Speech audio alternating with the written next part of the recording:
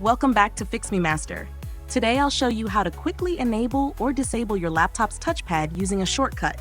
This is super useful if your touchpad gets in the way while typing or if you prefer using an external mouse. Let's get started. Shortcut to enable or disable the touchpad.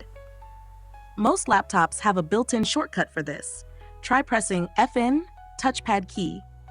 The touchpad key is usually one of the F keys, F6, F7, F9, or F10, and has a small touchpad icon with a slash. If this doesn't work, you can manually disable the touchpad. 1. Press Windows I to open settings. 2. Go to Devices, Touchpad. 3. Toggle the switch on or off.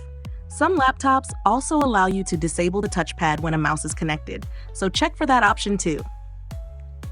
And that's how you enable or disable your touchpad with a shortcut. If you found this useful, don't forget to like, subscribe, and stay tuned for more tech tips. See you in the next one.